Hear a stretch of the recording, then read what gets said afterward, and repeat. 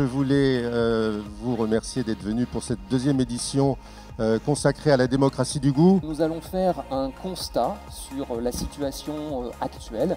Du coup, on s'est dit qu'on pourrait regarder justement quelles sont les opportunités d'innovation de tous les acteurs aujourd'hui de la filière. Est-ce que tout le monde va être embarqué dans ce mouvement ou est-ce que cette aspiration pour un goût de qualité va finalement ne concerner qu'une élite? Donc je déclare ouverte cette deuxième saison du Food Morning. Excellente matinée à vous.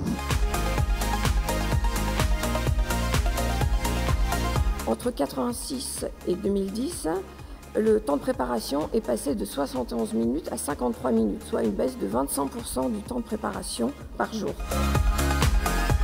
C'est effectivement de faire comprendre qu'on peut acheter en toute confiance sur Internet. On assiste à une tendance de fond, une tendance de société pour effectivement une alimentation plus saine, plus variée, plus naturelle, et forcément les produits biologiques s'inscrivent dans cette tendance. Un produit purement fonctionnel, c'est très difficile de convaincre le consommateur français de son intérêt.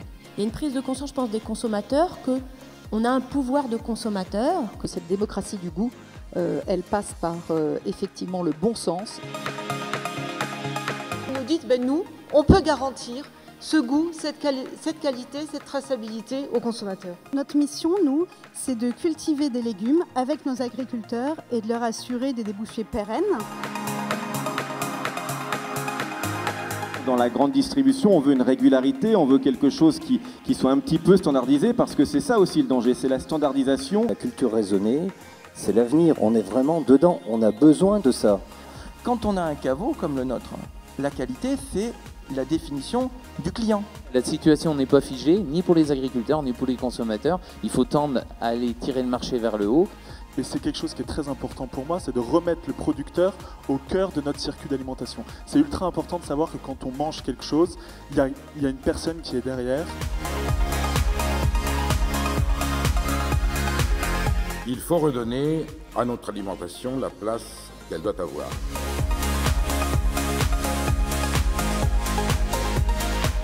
Jusqu'où une enseigne comme Système U peut aller dans l'éducation des consommateurs sur la construction des prix? Et moi j'imagine qu'il pourrait y avoir un ministre de l'alimentation et qui embarquerait l'agriculture, qui embarquerait la transformation. Nous avons créé Qualito, l'application mobile qui vous permet de vérifier la composition des produits alimentaires en fonction de vos critères.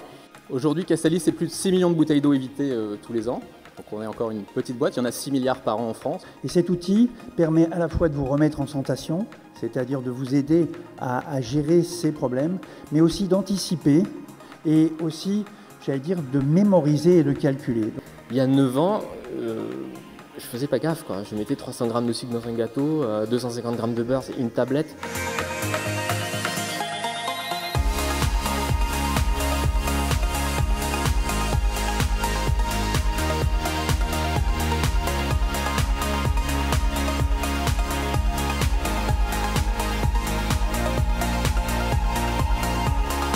L'idée, c'est d'apprendre à l'enfant à mieux gérer sa néophobie alimentaire, à se poser plein de questions sur l'origine de ses aliments et à lui donner envie de goûter. On a fait passer contre vents et marées une proposition de loi par des parlementaires qui a été votée, je dis bien, à l'unanimité. Nous pensons que la télévision est le support idéal pour éduquer et sensibiliser, que les actions que nous menons en la matière, auprès des annonceurs en particulier, permettent d'installer durablement des bonnes habitudes alimentaires. On va dire aux consommateurs des choses de plus en plus vraies, de plus en plus authentiques et être de plus en plus transparentes. Avec cette mission de simplifier et aussi de dégayer et de valoriser cette cuisine du quotidien qui est souvent laissée pour compte. Aujourd'hui, on veut aussi bien cuisiner. Pour preuve, le Carbonara Gate, je ne sais pas si vous en avez entendu parler. Donc aujourd'hui, non seulement on veut manger de manière équilibrée avec des bons produits, pas trop chers, mais on veut aussi faire des carbonara dans les règles de l'art. On voit bien qu'il y a une antinomie, ou en tout cas un blocage souvent entre les marques et l'idée d'une éducation nutritionnelle. On peut avoir des produits qui sont plus rapides à manger et tout en étant bons. Vous allez pouvoir là vivre des expériences culinaires uniques. Merci encore et à très bientôt.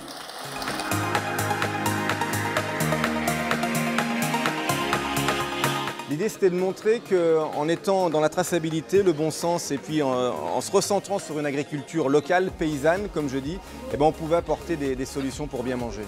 Je pense que le type d'événement comme Food Morning est vraiment important pour tout le monde, pour les fournisseurs, pour les producteurs et aussi pour les chefs de cuisine, parce que c'est un moment de rencontre. Un grand nombre de nos clients aujourd'hui évoluent dans le secteur de l'agroalimentaire et il nous paraissait primordial, indispensable, de pouvoir les éclairer sur l'évolution de ce secteur.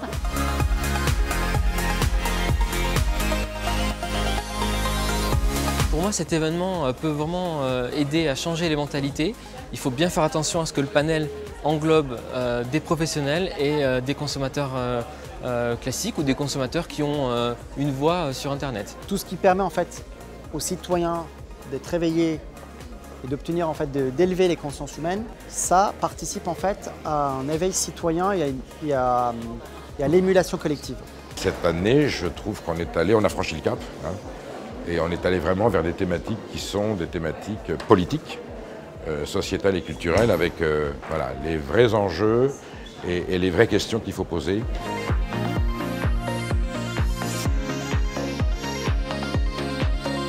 Moi, je suis confiant parce que j'ai entendu aujourd'hui beaucoup d'entreprises, beaucoup de producteurs qui, eux, acceptent d'être co-responsables de la qualité de ce que l'on mange et qu'ils ont envie de travailler ensemble. C'est un événement où on sent de l'optimisme, où on sent du positif. Et j'ai l'impression que c'est des événements comme ça qui nous aident à tourner la page. Est-ce qu'elle aura lieu ici? Est-ce qu'elle aura lieu ailleurs? Je n'en sais rien, mais une chose est sûre, c'est qu'il y aura une troisième édition. Ça, je peux vous donner rendez-vous pour ça.